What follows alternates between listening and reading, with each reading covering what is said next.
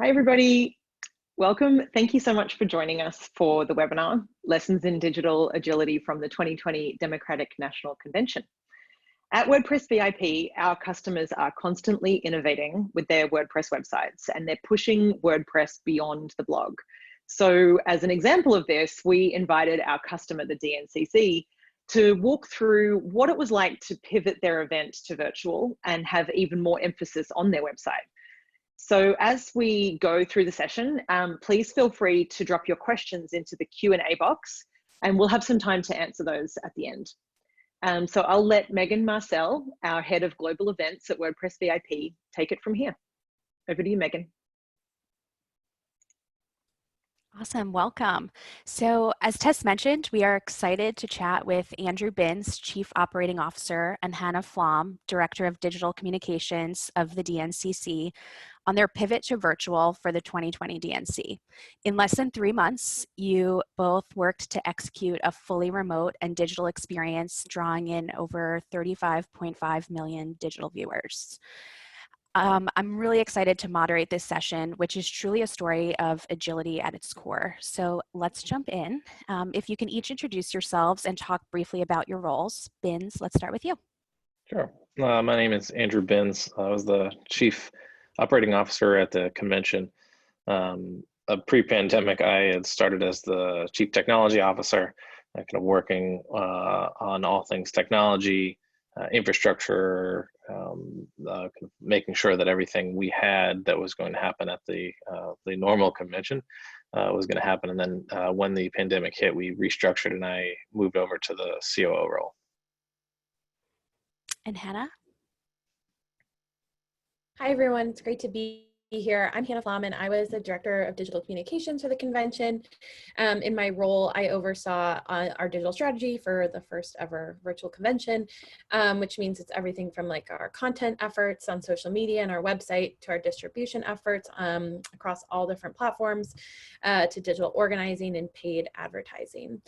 So my team, we developed and executed all of our digital campaigns that told stories of everyday Americans and engaged voters across the country. And one of our biggest roles was collecting and distributing content, both to promote the convention online and for convention programming. Awesome.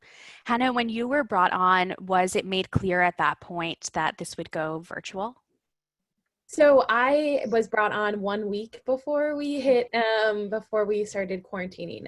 So no, I took the job before pandemic, and then it quickly changed. But it was really great to be a part of such a creative and collaborative team to pull this off. Awesome. And have you both worked on the conventions previously? This was my 5th convention. So I had worked 2004, 2008, 2012, 2016, and then 2020. Okay. And Hannah? I am a newbie. This is my first convention, so it's great. And it's great to work with veterans like Binns. Yeah, talk about diving headfirst into this complete pivot for your first, so congrats. Binns, can you tell us a little bit more about the internal conversations that happened when it became clear that the event wouldn't be able to happen in person? So, as we all kind of have lived through kind of pandemic and what we thought that meant in March, and then what we thought that meant in April, and then May, and then June, and still to this day, like what we think that means, and how businesses have been changing and how events have been changing. There was never a single moment where we were like, all right, this is it, like we're going to go full virtual. We spent, so Hannah mentioned like, that Friday, that many folks around the country did like the test work from home day. Certainly in the kind of worlds we were in, the NBA had shut down kind of, I think on Wednesday, or Tuesday or Wednesday. We had our last day in the office on Thursday. We had a test work from home Friday, and then no one ever went back. At that point, we started to think about how we were going to approach this, and if we were going to have to work from home for 2 months and then go back to the office, or if we were never going to go back. What we did is we actually fully restructured our whole company, the whole convention staff. We which is not something that most companies have the ability to do or the want to do. But we saw that there was we were structured for an in-person event, right? We had departments that were for housing and transportation and credentials and venues that we may not even use. And so we actually had to restructure everything, move staff around, bring in different staff, change staff. And we went through what we were called scenario planning. So we went through for about 3 weeks, we went through a scenario planning sprint. We split teams up. We had staff, some of the directors run these teams, and to say, all right, come up with the options that could happen. And one of them was fully remote, right? One of them, we had everything that you could think of. Nothing was off the table. And we literally had 3 teams, kind of like a red team, come in and just come up with all of these crazy options for us. Brought them all together and came up with a whole bunch of options that we were then presenting to leadership and to the campaign and to others to say, these are all the options. These are when you have to make the decisions. This is how much money things will cost. This is how much money things will cost after you don't make the decision on time. Things like that, as we have all done with our bosses, and say, hey, we need this decision by now, and if it's not, it's going to cost X, Y, Z.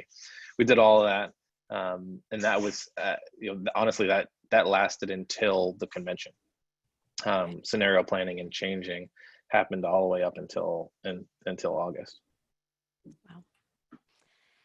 So something that frequently comes up are these, when we're talking about digital transformation and agility, is change management. So in terms of managing that change and when the decision to move online, was it just really truly ongoing? And do you want to just speak about to that change management portion? Sure. Change management, as many of us who work in the digital space, sometimes it's very structured, right? You have whole theories and theorems about how to do change management and how to do iterative work. It turns out that in a number of cases, including ours, change management is a luxury. So, there is not, as Hannah and folks that are on my team would tell you, like, there's not some like master document that, like an MS project, or some sort of project management that people would use, right? There's no, Monday, none of these like new softwares that we all use. None of that exists for convention. Usually what happens at the beginning, people always come in and say, hey, we'd love to have some project management software. And I say, great, if you can find one that works, we're happy to implement it. But I will save you a lot of time right now and tell you that you're not going to find one that works. It's so difficult to keep those things up to date in real time. You will need like whole staff members just to do that, and it just doesn't make any sense to do that. So our change management was not a system. I would say our change management was just like the days that we lived. It was our emails, our Slack, it was our signal chains, it was our text chains. It was, in person until we couldn't be in person anymore. It was unending Google Hangouts. It was, unending just communication back and forth. But we did not have an actual change management program at the convention. My 5 conventions, we've never really had one. Some of the project managers like to have their own kind of smaller ones, but we don't have a master one because it's a luxury that we cannot afford. Yeah, sounds like communication is key. Hannah, so as the person responsible for bringing some of this vision to life, did you immediately start looking at other events for inspiration?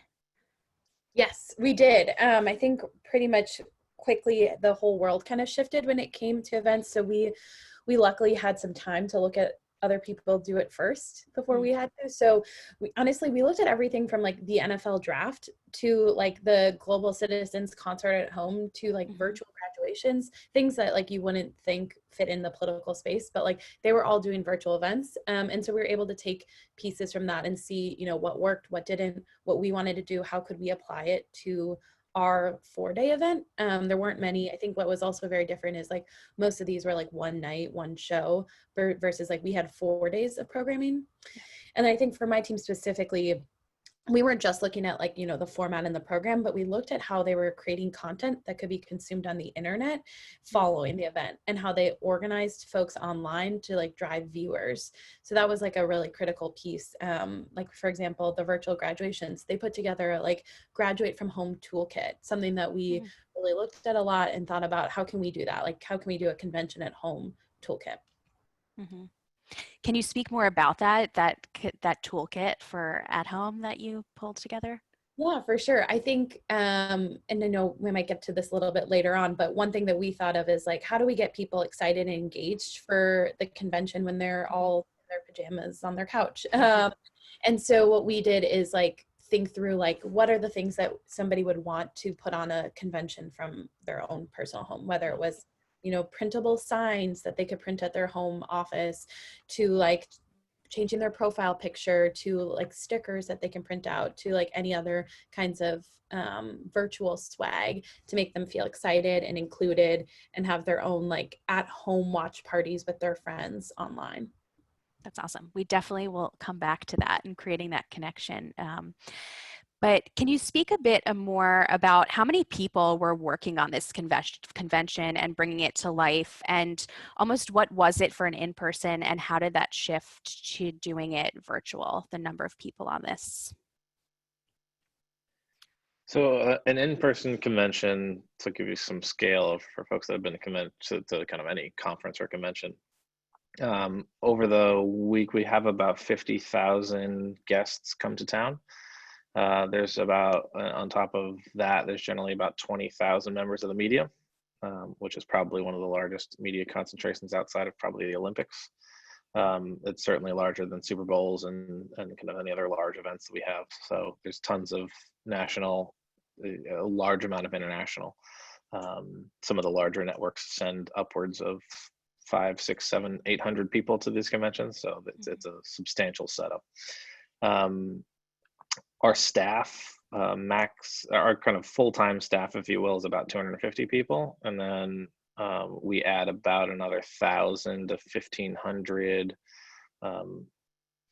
we call them super volunteers, which are like people who exist in the ecosystem of politics, who come and do very specific jobs. So for me, right, it'd be something in the operations world. They could be standing in front of the stage, making sure that people don't get up there without the right credential. For Hannah, they could be doing social media work, things like that. So people that we're not going to hire somebody for 4 days, but people want to come in and help and have the experience to do. And then we have about 10 to 20,000 volunteers. So all in all, there's just under about 100,000 people that are involved in this normally. This time around, we obviously didn't have anywhere near those numbers in person, but we have beefed up our production side and our digital side fairly substantially, because that's where everything went. We had a studio in LA, we had a studio in New York, we had a studio in Wilmington, Delaware, we had a studio in Milwaukee, Wisconsin, that were kind of our hubs. We ran all of our production through Wisconsin, through Milwaukee, in a master control there that we'll share with you some photos later to illustrate. And then I would say at each one of those locations, there were 100 to 200 folks over time that would be in and around those locations. And then remote, probably another 300 to 400 folks. So almost 1,000 people, I would bet, had a hand on the production and digital and staff side to put together the convention. Wow. So what were some of the main goals of the convention website, and how are you planning to use the site? Hannah, do you want to speak a little to that? Yeah, I think we hit a point, I would say maybe in like April or May, where well, sorry, to back up, the convention website was something that has been like in the works like before I started, right? Like we start working on a website almost like a year before the convention.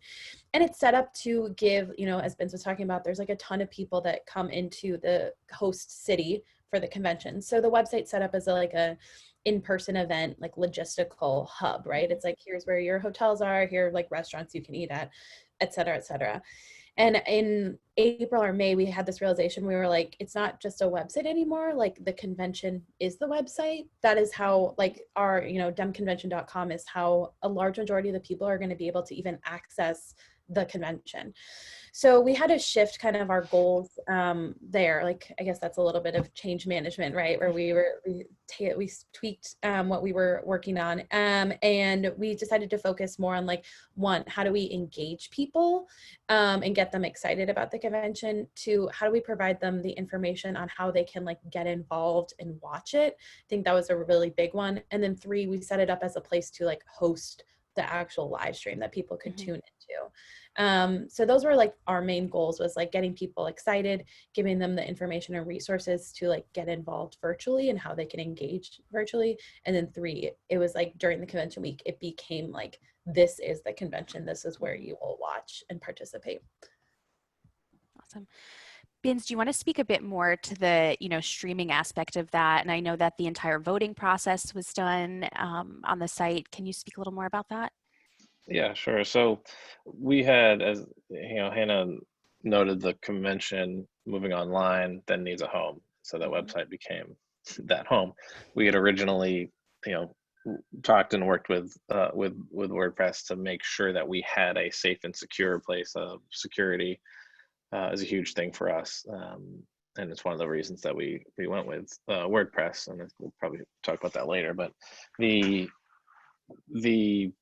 way we need to get all of our content in front of people, and so we want to make sure that people watch their content in the way that they normally watch it and they normally consume content. So whether it's on their phone, on their computer, on their TV, on whatever device that they have, we built content to do that. And so for everything from Apple TV and Roku TV apps that we built to the usual streaming sites, but a huge one was building this kind of information and video center and content center on the website, because we were pushing people to it, and people would just naturally flow to that site.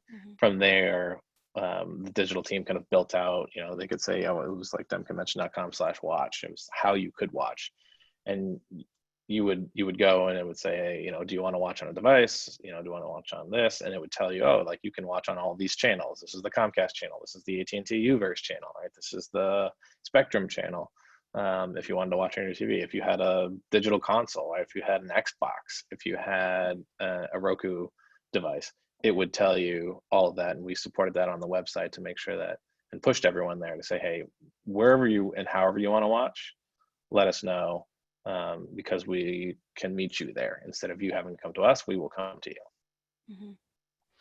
And in terms of streams, how many video streams would you have been working with at an in-person event, and how many streams were you bringing in this virtual space now? In 2016, we brought a grand total of 5 remotes into the convention. One of them was Hillary Clinton from New York the night before she spoke.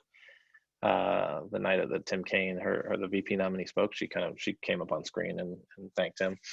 The other 4 were from battleground states across the country. We had some watch parties, so a grand total of 5 for those counting at home. This cycle, we had close to 800 remote feeds that were brought into the convention, from virtual audience to major states. So we had probably 400 to 500 virtual audience members that would come in, individuals that we would then put up on screens or have reaction shots from. And then we probably had about 300 or so video packages and streams that came in from across the country.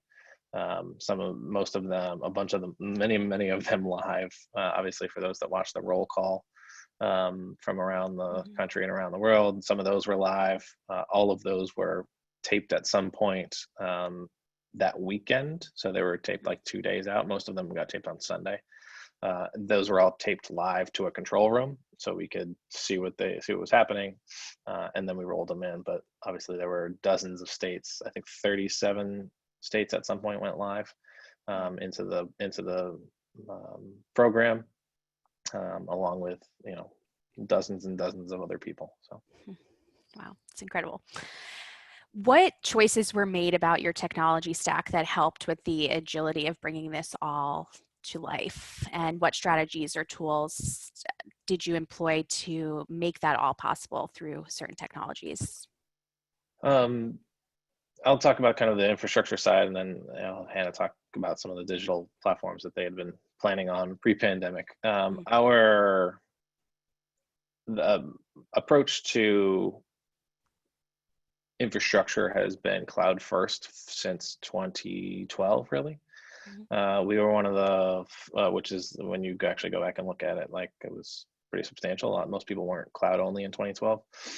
We were on a beta of Office 365 and a beta of G Suite. It was probably called something else at the time, but in 2012 for our services.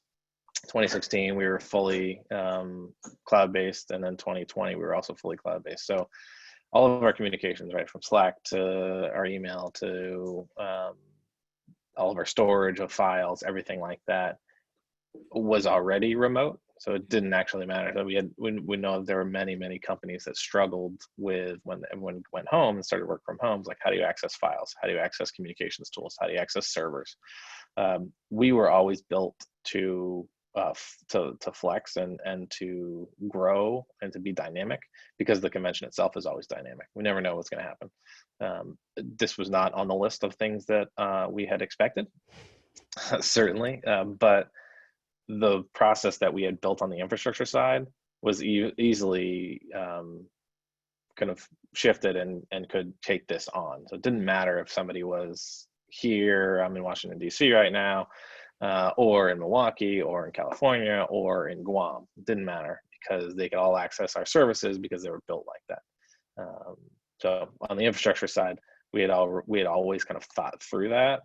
Not to this extent, I will say that. And there were certainly some growing pains on making sure that things got accessed remotely, but we generally have kind of always thought that, because the convention itself is such an unknown. So Hannah, do you want to talk about the digital front? Yeah, no, I mean, everything you said, I think one of the big things that we realized is like, we didn't have any opportunity to get like content on the ground, right? Like there was no on the ground. So like, how would we get footage or photos from people to be able to like create this like promotional content? So we had to build like we had to get a like video tool that allowed people to like record videos and then like upload them to like a server so we can download and edit them. And so that was something that like, when I started was not anywhere on my radar. And that was something that we had to quickly shift to be like allow people to engage with us and like send us content that we would be able to like create and promote the convention. That's the only thing I'd add there. Yeah. So speaking about security, so political events are highly charged at the best of times. And so I'm sure that, keeping the website secure was top of mind. What considerations were there for keeping things secure, and what type of oversight was needed there? So one of the reasons that we loved working with WordPress is the open source nature of the codex and the platform. So many sites operate on WordPress. The open source nature of it, the third party kind of the understanding of it from third parties, whether designers or other coders and other developers, is incredibly helpful. So from the beginning, we had pretty much decided we were going to use WordPress as our kind of core. We weren't going to look at other CMSs. And so that was one of our big things. We kind of went through many of the traps to figure out who the best kind of operator for that would be, whether we hosted it ourselves, whether we looked to a large cloud provider to stand that up. In the end, we obviously utilized WordPress VIP, which was fantastic, and the support that we got from you all was great. Hannah's team was really the one that worked with them closest, so I'll hand it off to her. But I kind of was here at the beginning to make sure that we had a good product that was good. It was great on the security side. We have nation states attacking us constantly. We have foreign nationals. We have domestic actors. So we have a lot of incoming. And the website is obviously like the first thing that always gets looked at, right? Because it's the biggest public thing. It's public facing. It's a big, it's a megaphone. And so we needed to make sure that was safe. And so once that kind of got brought in, felt good about it, handed off to Hannah's team, who actually worked on a day-to-day basis with it. Yeah, Hannah, do you want to speak more about that? No, Binz is the expert there, so he's talking about that. The only thing I'd echo is that like it was really great working with the VIP team on any like rapid response ticket we need. I think one of the things that I really loved about our website is we made it accessible in a variety of different ways. It was accessible for folks in the disability community. We made it like the fonts were bigger and there's like a contrast button. And then we also had the website fully accessible in Spanish language. So it was really great having the support of the VIP team to pull that off. That's awesome to hear. Thanks for sharing that. So about the candidate voting system. So I know this was a big part of the convention. Binz, can you speak more about that? And also the percent ballot return rate that you all saw doing it fully digitally? So we, conventions usually have, the sole purpose of the convention is to nominate a presidential nominee for the Democratic ticket and the vice presidential nominee, and then take a couple votes on the platform rules and credentials. So there's like 5 things that they have to do. As the convention is the ultimate body of the Democratic Party, so the DNC has members, and all of it actually rolls up to the convention, which every 4 years gets together and makes platform and makes a bunch of rules. If you don't get together, it's really hard to vote. We have, and especially with the numbers that we're talking about, we're not talking about a couple hundred people. We're talking about 4,747 people. So almost 5,000 individuals have to vote, and they have to vote securely, and they have to vote, and you need to be able to verify and all that. So we came up with like 5 different ways to do this. In the end, we worked with a partner who built some custom software or some custom dev on top of a WordPress implementation, and had folks be able to log in securely with 2-factor authentication and vote securely.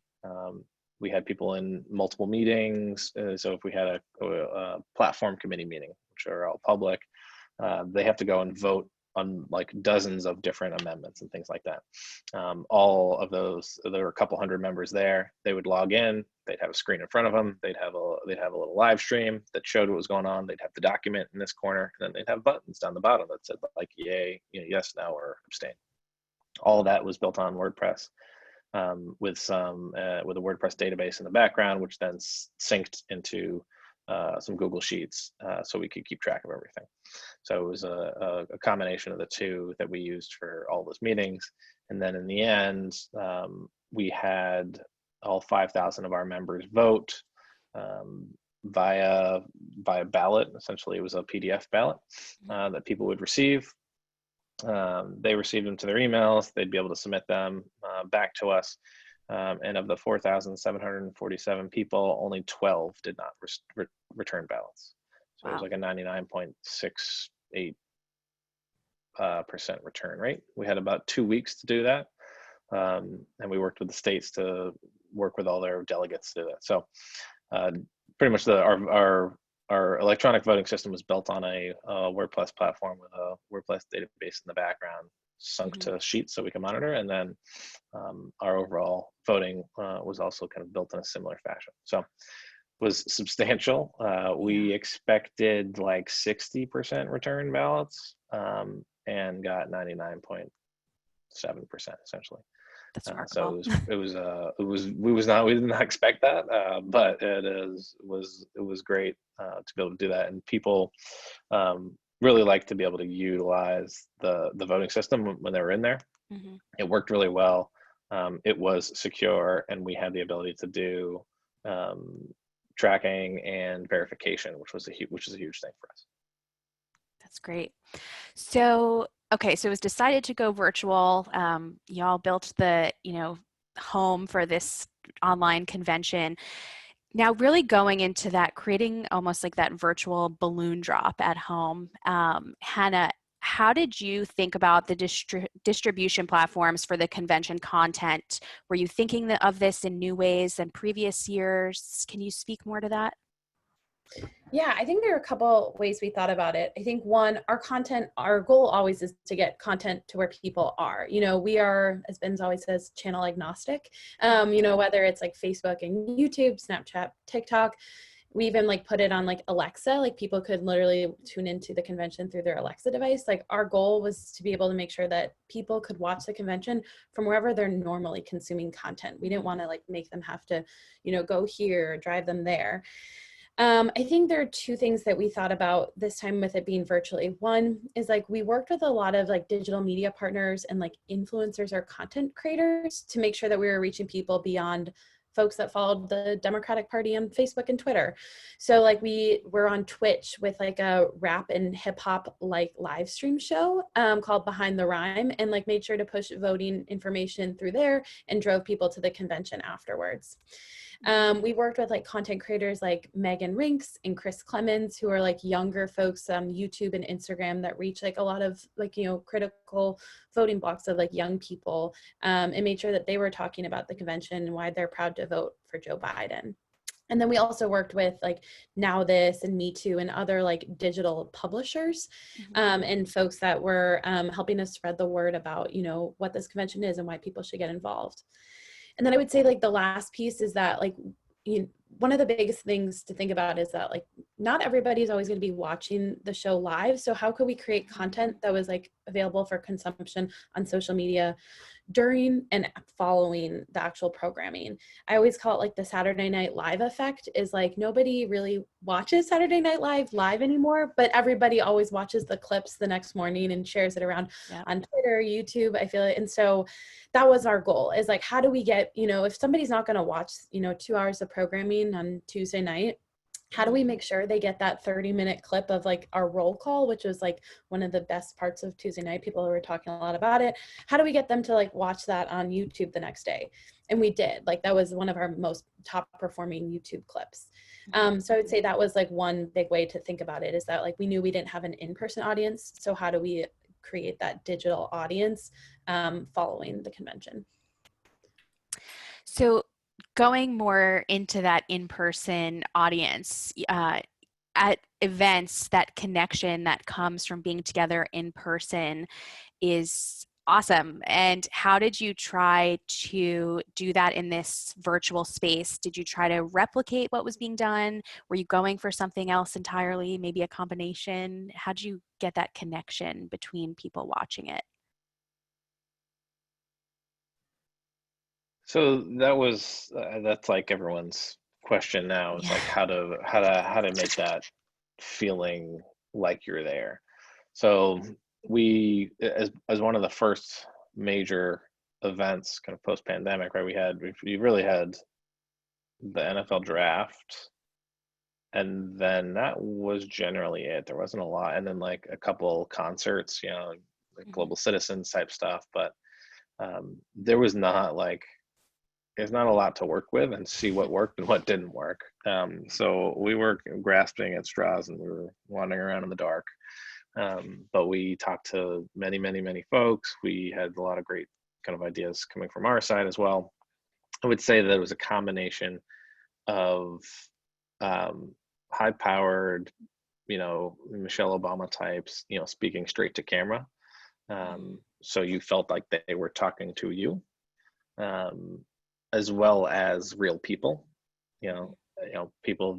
Hannah's team got tons of footage from folks who just recorded their own videos and sent them in about why supporting Joe Biden was such a integral part of what they were doing, and why they were going to vote for him, and things like that. And so we wanted to do a bunch of that because not everyone is the same, right? Like me watching Michelle Obama speak straight to camera may affect me differently than me seeing somebody else tell their story.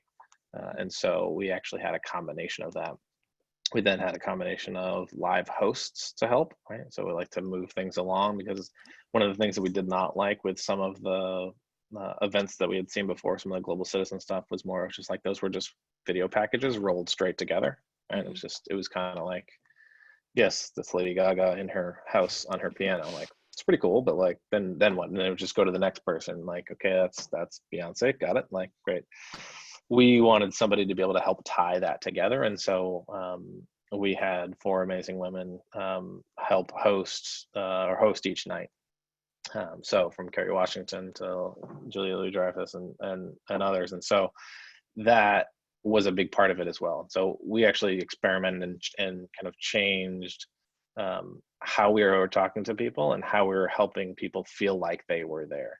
And then Hannah's team also did a ton to say of she kind of talked about the kits a little bit, but of like, what can you do at home to feel like you were there also? And then of course we had a virtual audience as well, that we brought in those hundreds of feeds and we would put them up and people would react throughout the night that we'd put in there. The only thing I'll add to that, but yeah, everything what been said was great, is that we created this like tool, like this platform where people could go and share their own voice and share their story, and they had the potential to make it onto the big screen at the convention. And that was like a really great way to like build community. It made people feel part of the event, not just like we were speaking at you, it was like you were a part of it. So we were able to like build this community. We had like almost 3,000 people submit videos and like engage with videos online, and so that like allowed them to feel like they were a part of the convention. And then I would say the other thing is like we created all of these like fun toolkits and, you know, profile frames and like posters that people could print off at home that made them feel like they were actually there. And then the last thing I will add is that we also worked with the Biden campaign to create a lot of watch parties online. So that would be like a bunch of volunteers and other staff that were, you know, on Facebook doing like a virtual watch party or through Zoom. And so it kind of helped build that community that way as well.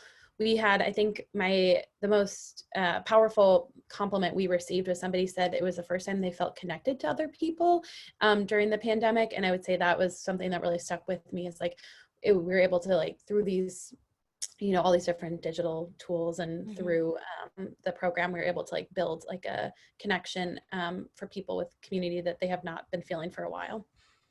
That's awesome. So with most in-person events canceled or moved to online, and events teams are needing to just be more creative than ever before, Hannah, can you talk a little bit more about those brainstorms and, you know, what priorities people should be keeping in mind when they're planning things like this on their own? Yeah, I would say in terms of like what I would think about is like keep an open mind, like no idea is a bad idea is kind of like how we went into it, at least for the first couple months. Like we, you know, everything was on the table. So we were trying to think through, you know, what is the best way to engage people and make them feel part of this. I would say in some of our brainstorm sessions, we were just trying to think of a lot of ways of like, one, how we could collect content from people, and then two, how could we like distribute it in a way that met people. So there's a lot of like, you know, crazy fun ideas that came from both those brainstorms. But I would say broadly, those were like our two goals is like how, since we had no on the ground event, is like how would we be able to collect video and photos and like other types of resources. And then the second piece was like, how do we get it out to people? How, like, what are our channels to make sure people are watching and engaging with it?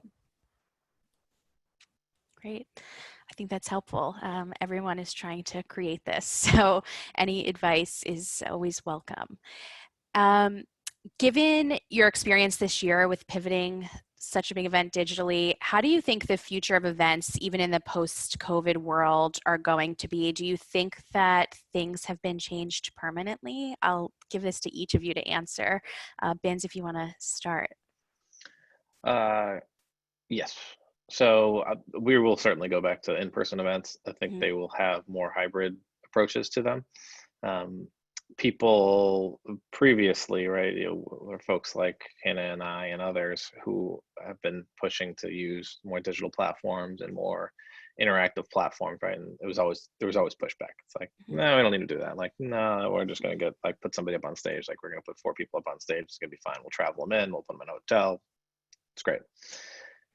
Now people can see that, in fact, you can get access to a broader group of individuals, both on kind of a talent side, but also an audience side, and grow this on kind of both ends of the spectrum when you make these hybrid events and say, hey, we can actually get access to an expert in this field if we say, you know what, you don't have to travel. I understand, like, you can't take 3 days, you can't take 2 days to fly across the country. Like, how about you join us virtually?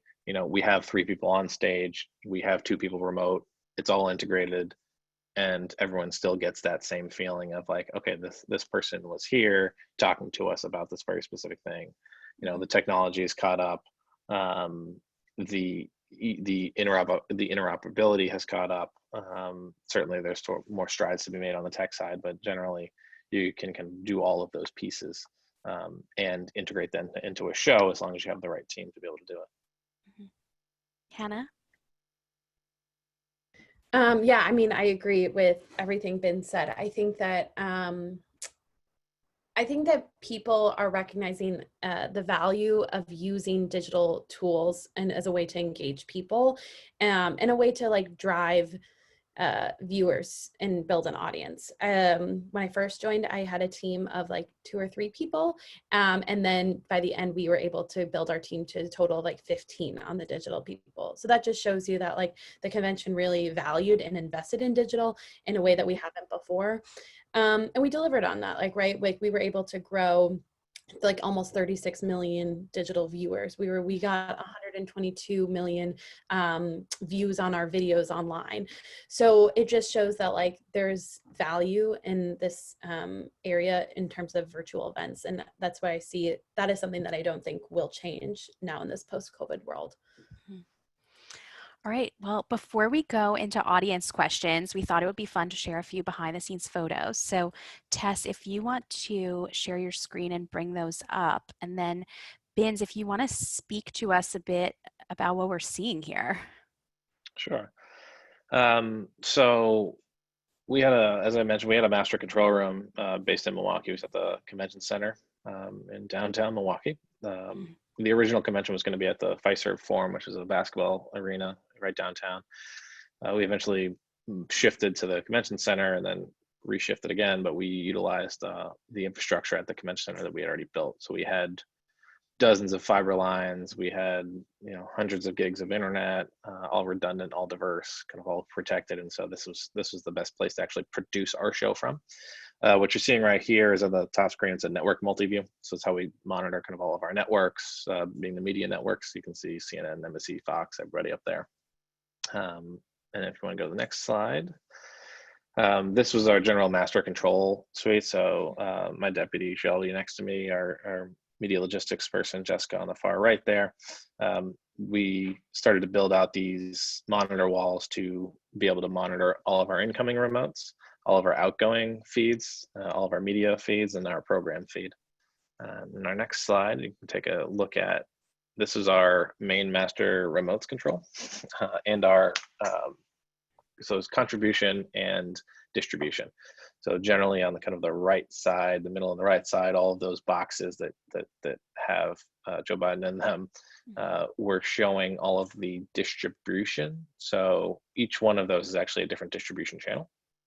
And then much of the stuff on the left side was all of our incoming. So we had, of those, 800 or so incoming feeds at any given time, we could monitor dozens and dozens of them, or even hundreds of them, depending on how we multi-viewed it. So that whole setup that you see here is all of our incoming and outgoing. I think I have one more photo in here. Yep, it's just a better shot. This is actually, looks to be towards the end of the night. This is a drive-in theater in Manassas, Virginia. And that was one of our remotes that we had brought in. We had I think about a dozen of those types of remotes, those drive-ins, and then tons of other stuff. So this was towards the end of the night, on the Thursday night after they had accepted the nomination in Delaware. So we were just monitoring, making sure that any of the incoming and outgoing were going correctly. But it was this is where we ran all the technical infrastructure from. So this is where that was, but it was really just built inside a convention center. You can see the bathroom in the far back there, against the wall. So nothing too fancy, just a lot of screens and a lot of video.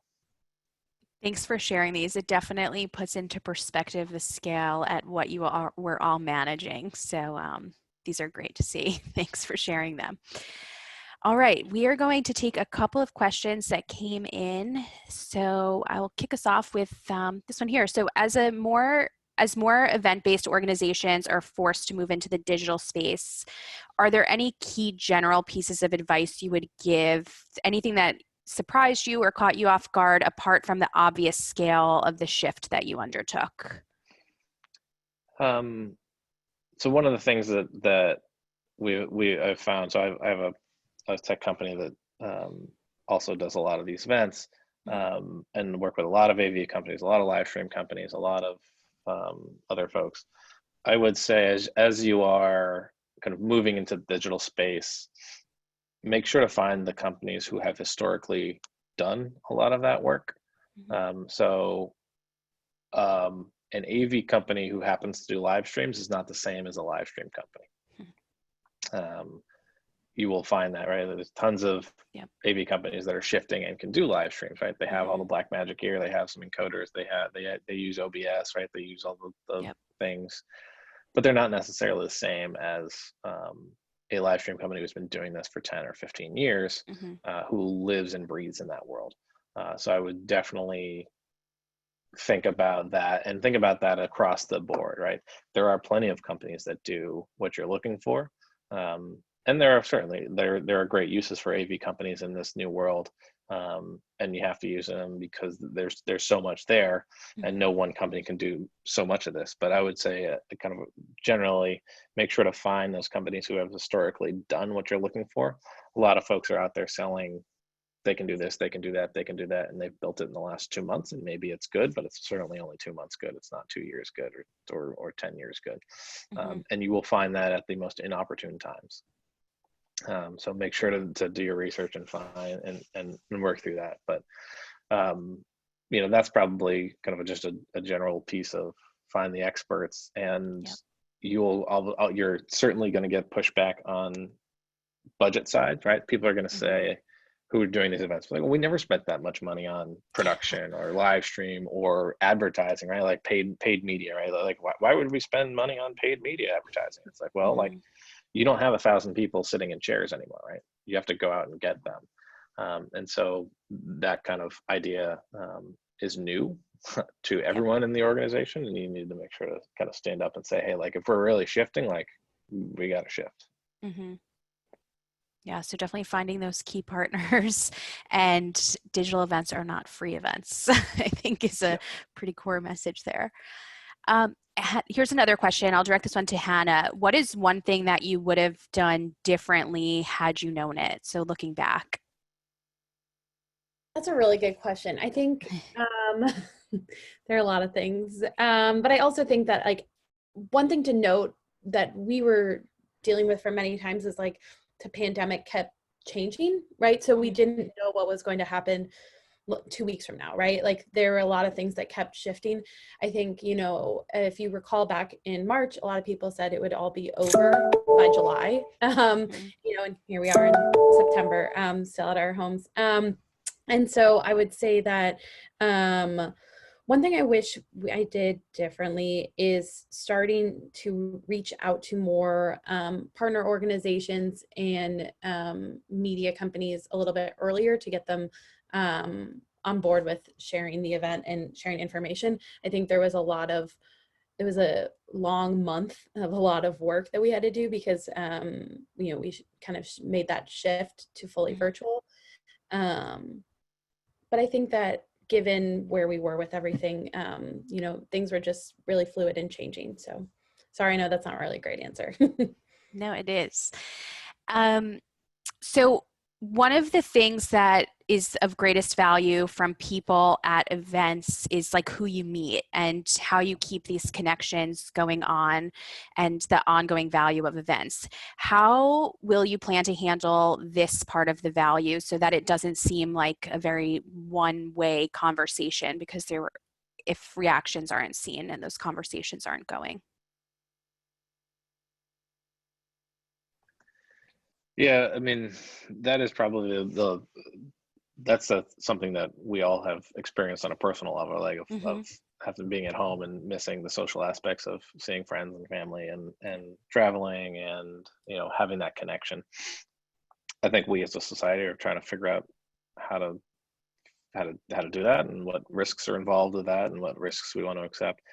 On the event side, it's incredibly difficult.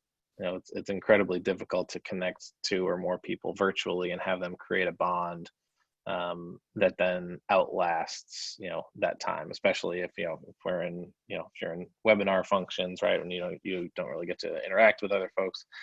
I think there are certainly companies out there that are working to and have already worked to develop software that allows people to get together more, right? Even if it's something as simple as Zoom breakout rooms. But there are folks that are working on these kind of virtual worlds. I have not found or experienced one that's been really, really good yet. I think it's just tough. It's not the same connection that you have when you're at an event or at a conference or at a convention or at a meeting, and you strike up a conversation with somebody. So don't have a good answer because I don't think that the tech quite exists there yet. Hopefully somebody smarter than I can come up with something and more talented than I can come up with something where people really feel like that connection can get made, because I think we all want that. For sure. All right, so on the technology side, how were the caucus meetings set up so that, and what stack did you use? They don't seem accessible right now on the site. So for those that don't, the caucus meetings are smaller meetings that happen throughout the week. Normally they have all the delegates get together and they split out. There's a women's caucus, right? There's an LGBTQ caucus, there's a disability caucus. It's kind of a smaller groups that then talk about and discuss specific topics and specific kind of organizations. During convention week, they usually all get together and meet in meeting rooms, anywhere from 20 to 4,000 people. We had to do that virtually this time, obviously. We had the total number of them is about 47 during the 4 days, many of them overlapping. And so you have about 10 to 12 per day that happen Monday, Tuesday, Wednesday, Thursday, between the hours of like 10 a.m. and 4 p.m. There are anywhere between 1.5 to 2.5 hours each. So the way that we did that, we used glorified Zooms with a production with multiple production partners that put them into a produced package and then streamed them online. So some of them had playback of people that were speaking. Some of them were live. Some of them were Q&A panels. But we generally used Zoom with. We actually used an AV company for this one because it was fairly straightforward. They had like 8 laptops. They would pin each individual. They would run those pins through a switcher. They would then switch a program from those individuals or take multi-boxes depending on what they wanted and produce a live stream program. So that was how they did that. It was nothing too fancy, but the coordination of it all was extraordinarily difficult. We had a 3-person team handling that on the kind of the project management side, and then there was many folks that worked on the digital side on it. But that was it. It was nothing more than a fancy Zoom, because the kind of cost benefit of doing anything different didn't quite work. But they still needed to be professional live streams with Q&A, switching, playback, music, slates, ASL, closed caption, things like that. So that was how we did it. Okay. What were the backup plans if any of the feeds had gone down or things went wrong? Just go home. Shut the computer. we have backups on backups on backups. One of the things that we do from the very, very beginning is redundancy, diversity, on our circuits, on our hardware, on our software, on our programming, everything. So from the very beginning, it wasn't like we kind of realized at some point, it's like, hey, we had to, we should make sure to have a backup in case this goes down. From the very beginning, we work with major ISPs, major partners, from the Amazons and the Googles and the Microsofts of the world to the AT&Ts, the Comcasts, Spectrums of the world, to make sure that anything we get in there, we have redundant and diverse. Networking, and then also we use multiple paths of travel. So it's not just IP based, but it's satellite based, it's fiber based, it's video fiber based, it's point to point based. So each one of these locations has multiples of these. And then we run through scenarios where one of them goes down to see what happens. Like, all right, so unplug that, see what happens. Like, does it work? There's a break. Like, all right, if it breaks, like, let's make sure to fix that, and then unplug it again, see if it still breaks. So we go through all that. We also then have just contingencies to say, hey, if this studio were to go down, what happens? We had some scares. Obviously COVID is a big thing, and so every once in a while something would happen, and we'd say like, all right, well, maybe we got to shut down that studio for a while. And what happens then? So we went through all of those things, and we had backups. We'd use different studios. There were the fires in California, right? Gavin Newsom sent us a video of him standing underneath the redwood the day that it happened, right? Because he was supposed to, Cory Booker was supposed to be out with him, and they were supposed to be out doing an event somewhere, and obviously that couldn't happen. So Cory went to a studio in New York that we had. Gavin Newsom recorded a video on his phone vertically to us when he was out doing his thing, and kind of working with the Forest Service and his state out there, and that all happened a couple hours before showtime. So we work through redundancies and diversities, and we just roll with the punches. But, it's one of the reasons that change management doesn't work. So it's literally changing in the instant. It's a live production, right? It's live TV. Definitely. Okay, so how did you handle revenue generation differently, if at all, virtually versus how you would have handled it in person? Was that something that came up? And probably more of a Hannah question, but the good thing is we don't do revenue generation, so it's easy. Easy answer. We don't have to do. We raise money as an entity, but we don't do revenue generation as kind of digital as you might think. We certainly do asks for kind of funding, donation asks, but not to the entity, more to the campaign type stuff. So we have there's a whole finance program that funds the convention separately, but one of our big focuses is thankfully not having to concentrate on that. It's one of the reasons that we are platform agnostic, right? Like a lot of times somebody will focus on a platform so they can monetize a specific platform, or they can get metrics on a specific platform. We just want people to watch the show, right? We just want people to watch Joe Biden and Kamala Harris and understand who they are and what they can do for them. I don't care where you watch it. I don't care if you pay for it. I don't care if we want it to be free. We give it away for free. We put it on satellites for free. We put it to the media for free. We put it on fiber for free. Our program is free, and it's because we want people to watch it. So that's our big thing with revenue generation. Is we don't really have to deal with it, which is nice. Great. So we're at time. Thank you both so much for joining today and sharing about this pivot.